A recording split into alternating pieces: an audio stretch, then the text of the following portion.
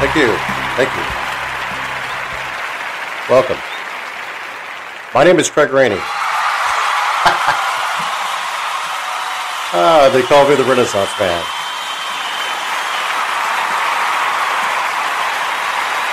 Welcome to my podcast. Let's see if we get started. Hey, everyone. Appreciate you taking a moment to check out my podcast. This is another episode, and it's been a couple weeks since I've taken time to do something other than my remodeling podcast.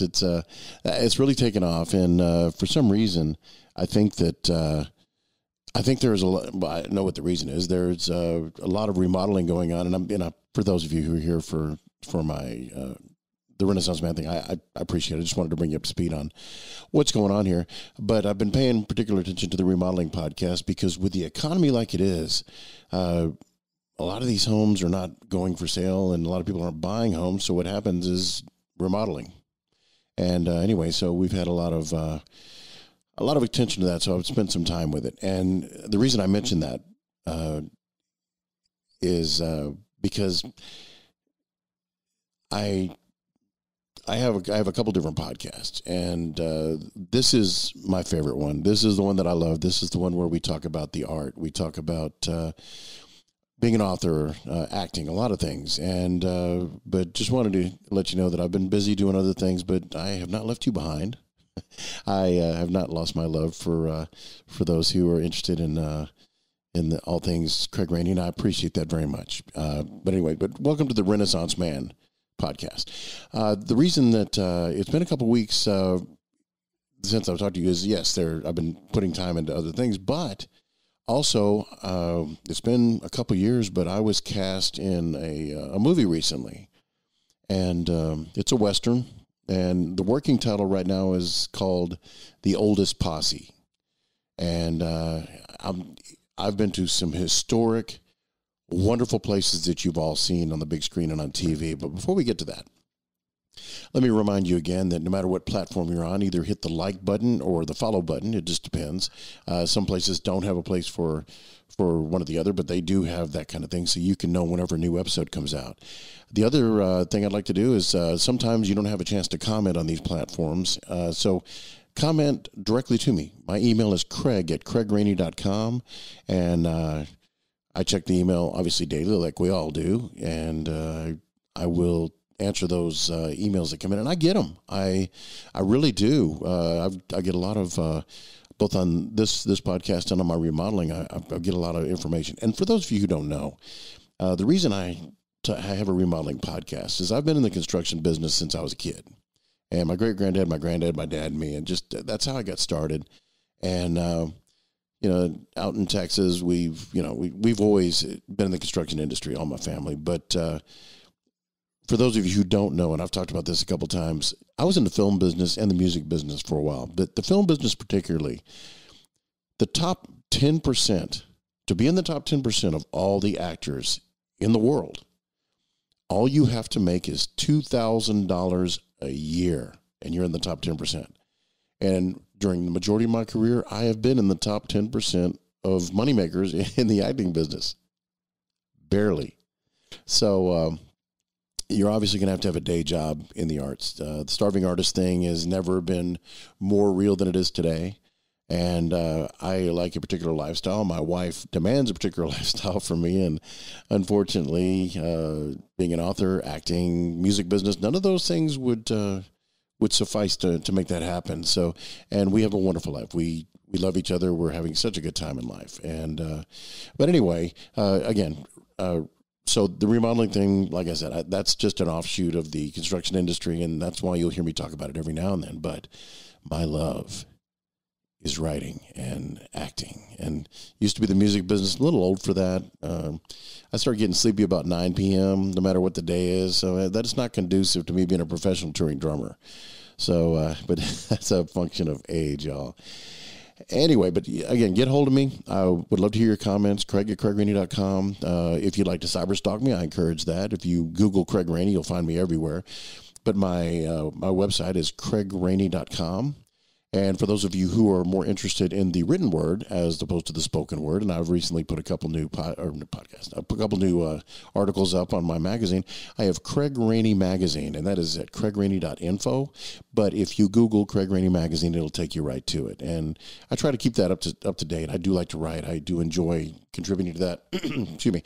I do find that I spend a lot more time doing podcasts than I do writing. And the reason for it is because I have such a busy schedule and I'm doing so much. It's quicker for me to say it than to write it. Oh, man, I wish I had my sound effects available right now. I would have a boo on that. But it's true. It just takes a lot more time. And people, I find, especially nowadays, the people that are paying attention to my platform, whether it's written or audio or video or whatever else, they really enjoy the podcast format. And so I have a lot of people that listen to me like they're listening to the radio. It's a joy, and I appreciate it. Thank you so much. And by the way, I didn't do that yet. Thank you so much for tuning into Renaissance Man Podcast. You have a lot of choices, and it flatters me, and it makes my heart very happy that you selected to take this moment to spend some time. So let's get down to it. I mentioned that it's been a couple years since I've done a movie, and pardon me, and little cloggy. I just had milk. It's always milk and I do not get along. I seem to do that right before I get behind the microphone. But the movie is in a little review, but let's talk about it anyway. It's called The Oldest Posse, and it is written and directed by a very talented and very good friend of mine, Brett William Mauser, who owns Not So Sane Entertainment. And just Google Not So Sane Entertainment. The guy's done 50 or 60 feature films. And it's funny because one thing about him is he has these groundbreaking ideas, and he doesn't have the multi-million-dollar budget that the big movie producers and production houses do. So I've noticed that he comes out with things, and then obviously he's being looked at by Hollywood because they will take his ideas, recycle them, and repurpose them, and then they'll come out. They'll put a multi-million-dollar budget behind it, and I've talked to Brett. I said, Brett, you did that back in 2013, and these guys are doing it right now. And I'll give you an example. He had a Lego series, and he had several seasons on it. And in fact, I voiced a French Resistance Lego character. Vive la France, vive la Resistance. And I don't do a very good French accent, but I did a pretty good one on that one. But anyways, these Lego movies started coming out, and I think a lot of it had to do with he had such a great fan base and such a great following, and most of that was on YouTube, but he's got a lot of streaming and everything else. I encourage you, it's very inexpensive to become a member of his website, and it's notsosaneentertainment.com, I believe it is, but if you just Google it and then get on there, I think it's something like $22 a year or something, and you can watch all of his movies. And I'm going to say this, if you're looking for high concept, high budget films, you're not going to get that. That's not what he does, and he does it on purpose. In fact, the man gives seminars on how to make a movie for next to nothing, and you know, he's good at it. I would have to say this though, it's going to be pretty tough to do what he does on the budget because you would have to have him doing it, and because he is one of the best editors, title guys and cut guys I've ever seen. There are some performances I just phoned in, and I've done 16 or 17 films with him. And to my mind, my perception, I phoned him in, and he made me look great. And so anyway, yeah, I'd encourage you to check it out. It's a different look at it, and it's indie film nowadays because the technology is so available to filmmakers. It's almost like this underground thing. It's kind of how, you know, grunge rock and, you know, the Seattle Sound started. It was this kind of thing. And rap, I'll tell you this, when rap started off, they couldn't find anybody who would rep them. They could not find a label. So you got to, whether you like rap or not, you got to love the business acumen of these folks because they went out and they started their own labels. They did their own distribution. They did their own PR to get on radio stations and everything else. And now rap is a driving force. Rap, hip hop. I mean, it is huge. And, you know, these artists are killing it. And there are very few dumb ones out there. I'll tell you this: if you want to see some really brilliant businessmen and women too, listen to these rap artists when they talk about what they had to do for the business, what they had to do to get into it, and how they run their businesses. And I mean, these are very talented, very intellectually deep people, and I was really impressed. I recently, in this movie, there's a guy, and I'm gonna have him on a little later, so I'm not gonna say his name, but I'm gonna do a promo on him before we get him in here. But he talked to me. He was on set, and in this Western, he plays Bass Reeves, who was the first black federal marshal out of Fort Smith. And anyway, he was playing that role. And for those of you who know my career, I played the main bad guy in the original Bass Reeves movie. And I say the original because Brett Mauser made it. He made the original Bass Reeves movie to the point that it caught Danny Glover's attention. And he was making some noises like he was going to get involved because he looked at it, and my understanding, and I don't know if this is true or not, but this is what I hear, is that he noticed that it was really, low budget, and, he felt like it was a great story, needed to go out. So he was interested in that, at least at that level. And now I understand that that there's a new high production value Bass Reeves in production right now. So, again, Brett Mauser, he hits on the best things, and people take it from him, and they don't take it from him. He inspires them, and I think there's a certain amount of pride to that. But anyway, but this particular actor, he's also a hip hop artist and signed by Sony for a while. He's an author, published author. He's very, very, very busy and quite the player, and he operates within modern hip hop today. He's actually doing albums and videos and doing stuff right now. So when I get a little closer to working a deal out where he's going to show up, I'll give you some more information on that. But before I get to the movie, let me give you an update. The last time I spoke with you, I thought that I would have Hoodoo Wars, which is my Western I'm writing right now. I thought I would have that done by now. But this movie started, and I have a really tough time writing a Western while working in a Western, in an acting capacity. And the reason for it is I don't want, they're completely different feels, they're completely different textures, and I don't want one to overlap into the other. I want to make sure that I've got a clean break between the two because they're completely different projects. I have my reasons, and there's not a lazy bone in my body, so it's not that.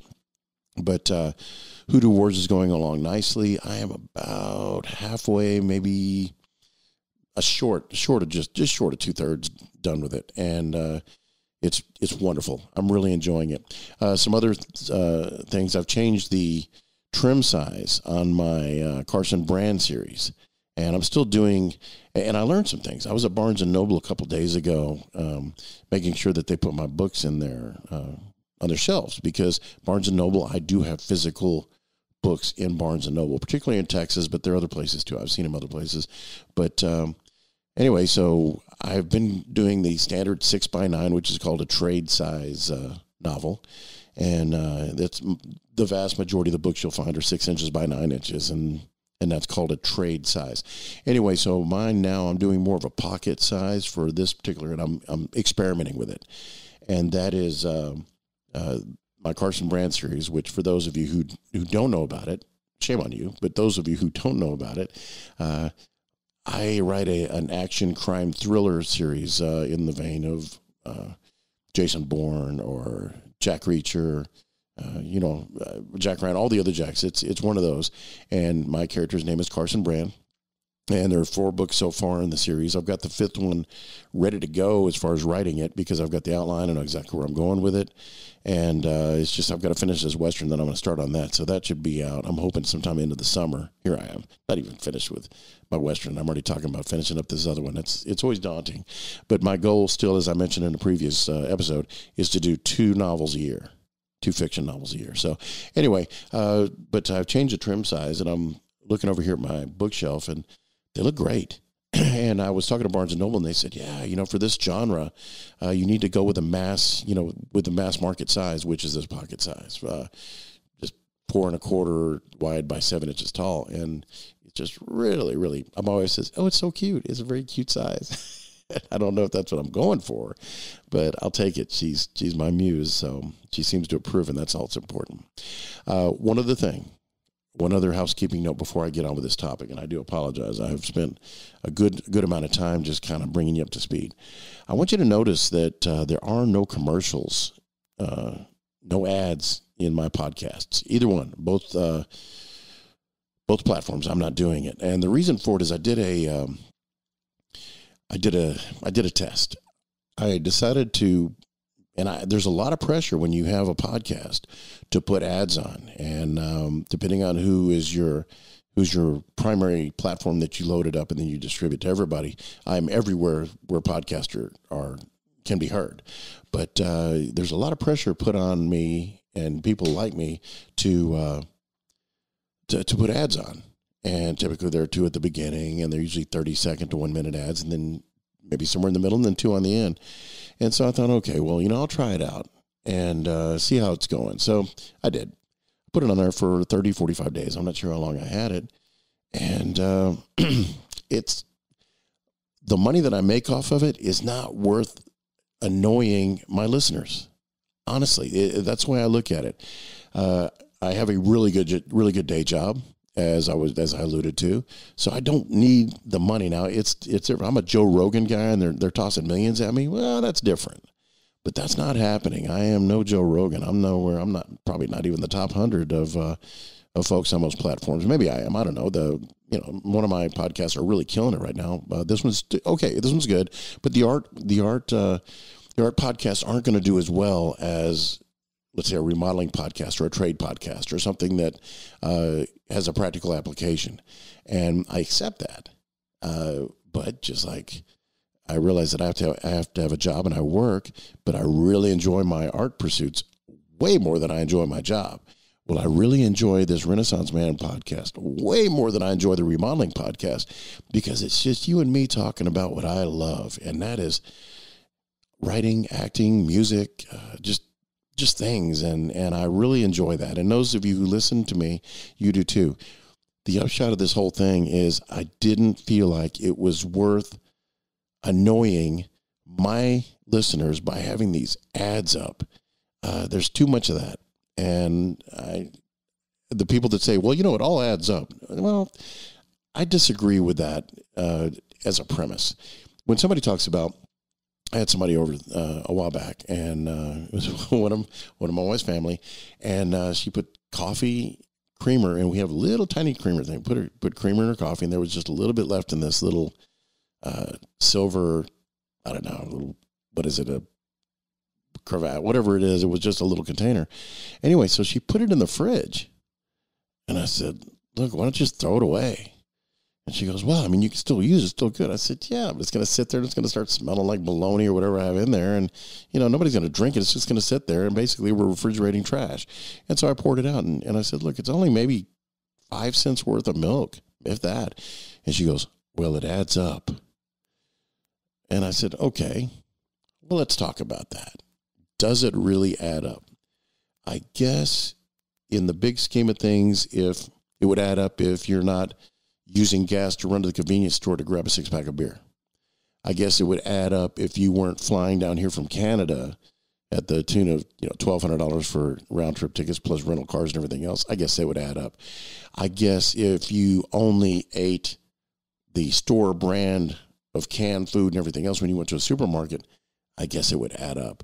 I guess if you only bought your clothes at Goodwill and shopped the cheapest price and beat them down on price, it would add up. The reason I'm saying this is because if you don't apply, and let's be kind, that frugality, if you don't apply that to all aspects of your life, it doesn't add up. The 5 cents that you're saving does nothing more than refrigerate something you're never going to eat or drink. Just throw it away. It's not going to add up. And so I look at it this way. Yeah, okay, so maybe the small amount of money that I make off ads, off of you listening to my podcast, maybe that would add up. Well, I don't think so, because if I look at the happiness quotient of my listeners, and then I look at how I profit as a performer, how I profit at taking a chance at annoying you, well, those numbers don't work for me. The P&L just is off kilter. So I don't do it. So I recently deplatformed all of my ads on all my podcasts, and I'm going to stay that way until somebody offers me a deal, because really this is our time. And I think it's a little disingenuous of me to make a few pennies per ad that you have to listen to and tolerate so you can listen to me. And I'm not going to put that in between us anymore. There aren't going to be any more barriers. So that's the reason I did that. So without any further ado, I've spent plenty of time doing housekeeping, catching you up. Let's talk about this movie. This movie is called The Oldest Posse. Now, that's a working title. I don't know if that's what it's going to be. And Brett and I hadn't talked the director, he and I haven't talked in, it's got to be 5 or 6 years. I kind of walked away from the acting business. I started throwing on some weight and was being happy. And, I like getting a little chunky and, eating pie and do what I want to do. And so, acting, I didn't really pursue it because the worst thing is to see your big old fat butt on camera, and it's not, I got past the vanity thing because I know what I look like. You do 60 films, you know what you look like, and you don't have any misgivings, and you don't have this self-image where, oh, I'm lean and I look like, Arnold Schwarzenegger back in the day, when, you look more like John Candy in the day. And I was getting that way. But anyway, so I already started working out. And the reason for it is my doctor was telling me, he said, look, your blood pressure is getting kind of high. And if you don't fix it, I'm going to put you on blood pressure meds and you're not coming off. And I said, well, what's my alternative? He says, well, eat sensibly and work out. Get off your butt. And so I did that. I ate sensibly. I worked out, and I've dropped 40 pounds. I'm lean and muscular, and coming back to it. And the reason I say this is it worked out perfectly because I got this call to audition for this movie. And anyway, so out of the blue. Brett, I've done, like I said, a lot of movies with him, and so he knew who I was, and he knew I'd also aged properly, where I was probably the right guy for one of those roles. So I went over and auditioned, and there were other people that auditioned too, and I was awarded the role of Walker. And in this Oldest Posse, just real quick, the synopsis is this. This is a group of old lawmen who had served together when they were younger.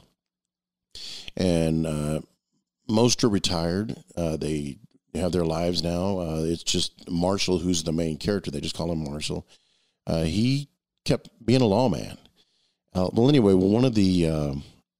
of his former lawman buddies' sons killed somebody, became an outlaw, and so he decided to go after him. And and of course the father is going, and there's several other lawmen that went. Anyway, so this Marshall, he happens across this ne'er-do-well guy named Walker, and he's just out on his luck. This is a guy that he's towards the end of his life now.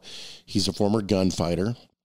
He swore it off because it ended up with him in prison. He lost his family, his wife, everything. It all went away. And so now he just wanders the world aimlessly by himself.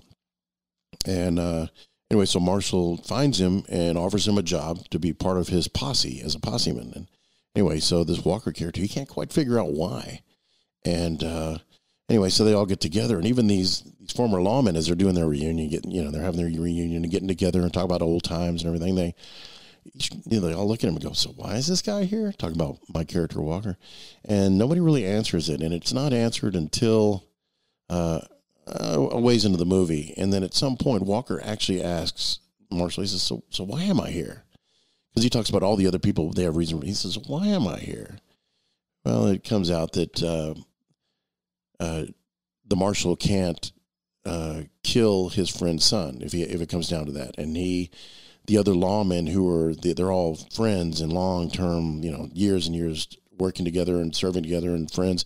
He doesn't believe they would be able to pull the trigger on this lawman's son, this outlaw, and so they brought this former gunfighter to do it. And Walker, who is on his last leg, he thought these guys were his friends. He thought he had finally gotten people that respected him and cared for him, and he could spend some time, and he finally had people, and it turned out they're just using him. And so he's dealing with that. And I mention all that, a lot of detail on it to say this. In my film career, I've taken a lot of lessons. My acting coach, John Lance, worked with me on a lot of things, and I've gone through a lot of different classes and studied. I've read the books. Stanislavski, I've read all the books, but I try not to be a method guy. Daniel Day-Lewis and I have very little in common.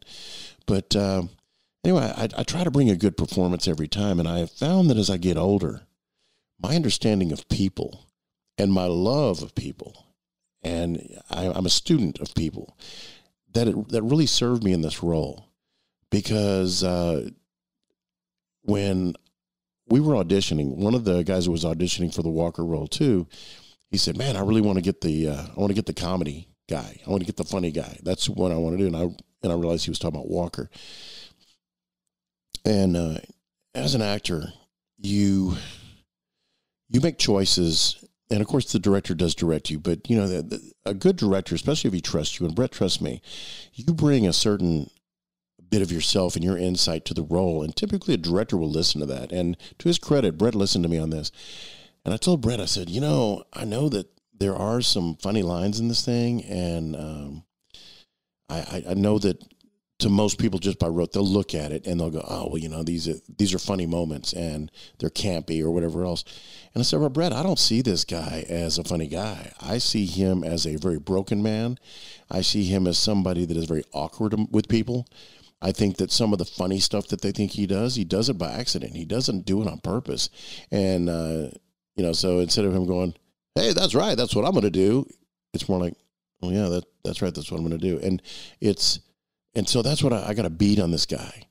And Brett left some other roles open for me. And there's some larger roles that he said, if you want that, you're obviously a skilled actor. I want you to do it if you want to do that. And I said, "No, I want Walker. I really want that role."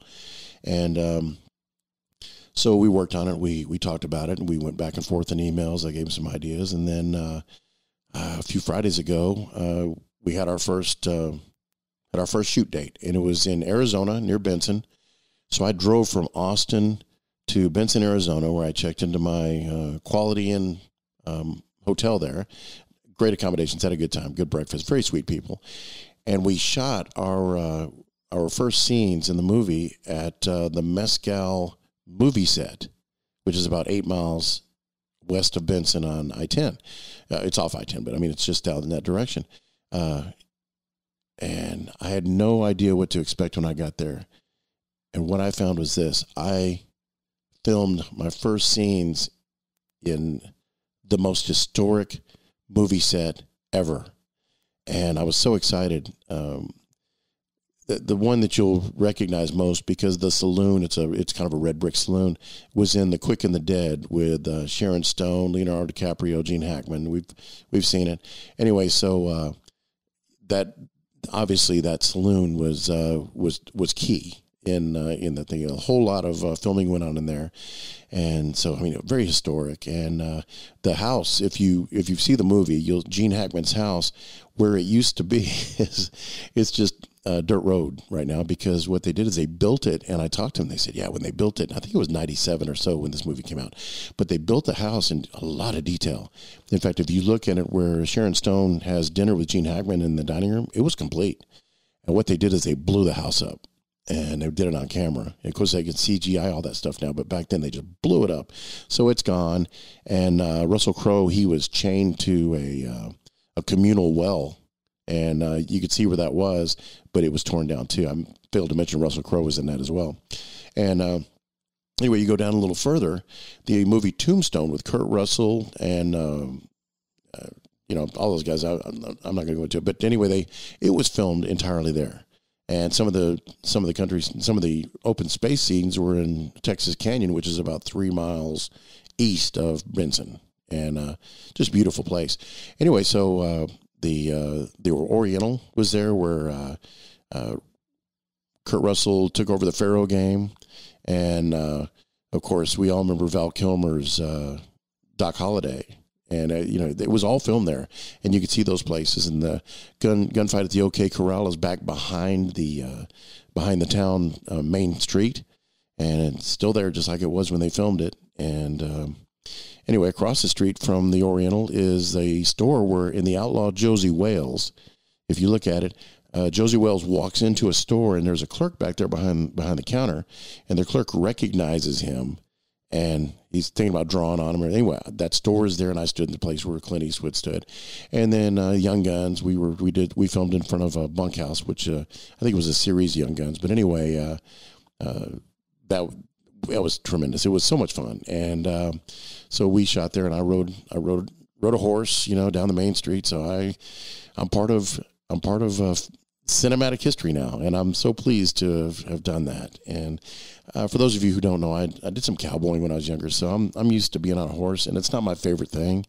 When you spend years riding a horse for a living, and I used to have to break rough stock. I've done a lot of cowboying, and anyway, it was interesting. The horse wrangler John, oh man, he was awesome, true cowboy. We hit it off from the beginning. He didn't hold me being a Texas cowboy against me, and so we talked about it, and I learned a lot from him about horses. And anyway, true cowboy and a tracker too. He's a guy that there's. I digress, but anyway, so we filmed our first scenes there, and going back to the acting thing, this is one of the few movies that I've done that my preparation made it in front of the camera, and I'm really happy with my performance. And that's something that's really important to me, because this may be my swan song. I don't see myself as busy as I am doing any more film, because it takes a lot of time. And, I enjoy it. It nourishes me. I do like it. But I'm really, really picky about what roles I get. And my agent gets so mad at me and I still have an agent, acting agent. She wants me to do commercials because that's how they make money. But to me, commercials that's not acting. I don't do that. I do feature films, and I've been really clear about that. And I've been with the same agent for probably 15 years.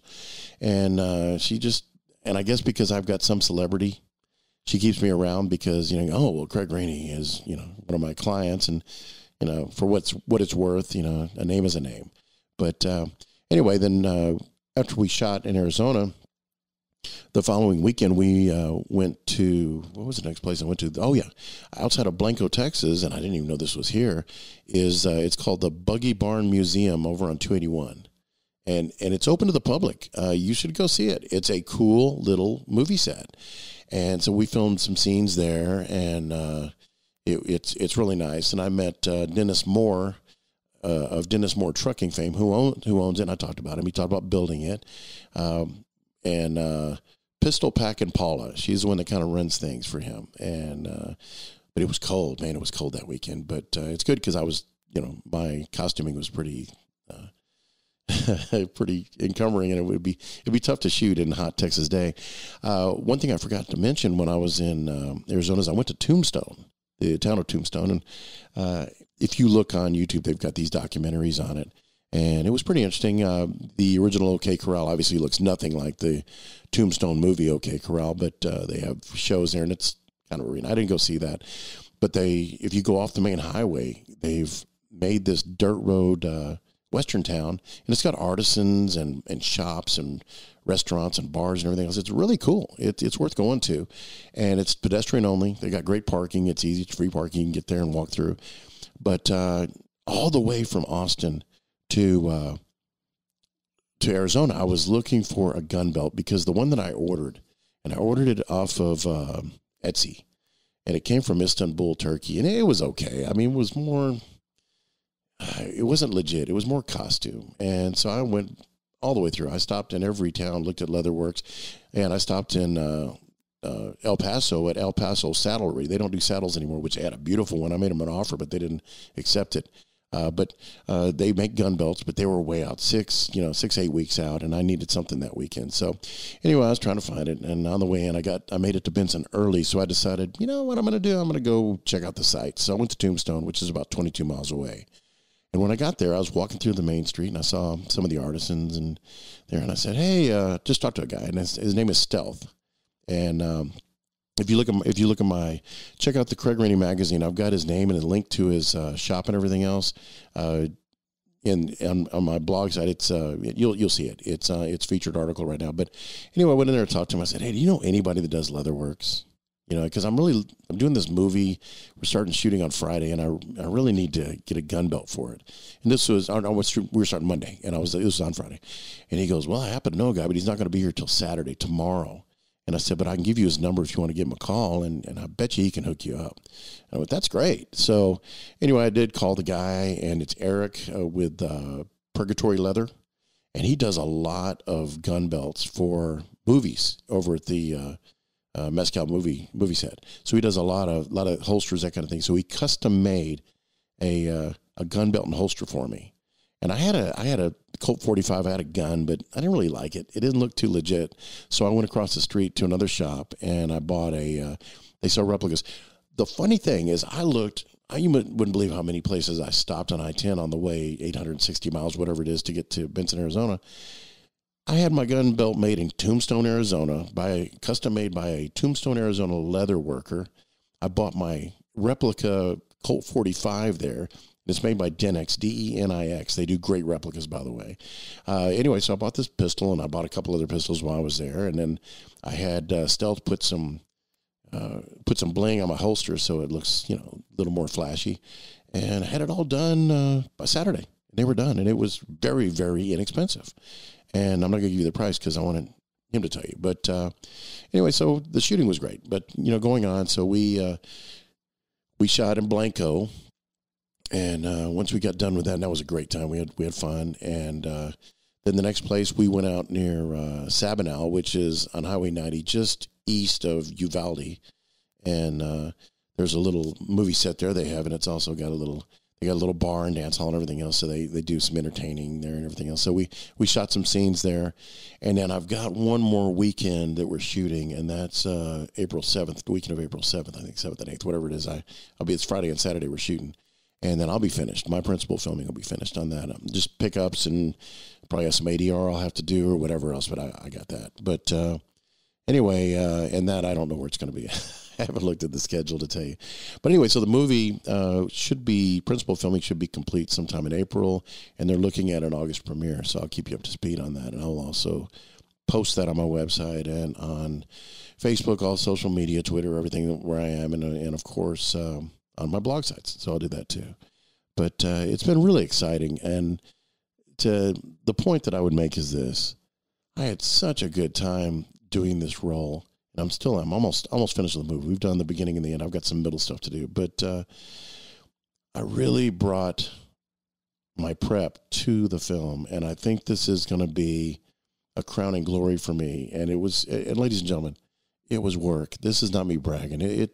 It's really difficult to work on something and take golf, for instance. I'm an avid golfer, and it's tough to bring that driving range practice to the course because there are a lot of different forces at play. And, you're talking to people, and you might be drinking a beer, or you're doing this and that. And so you don't always make the turn on the ball. You don't always make a good swing. You don't always make the right shot. And so you go, oh man, if I could just hit it like I did on the driving range. Acting is no different than that.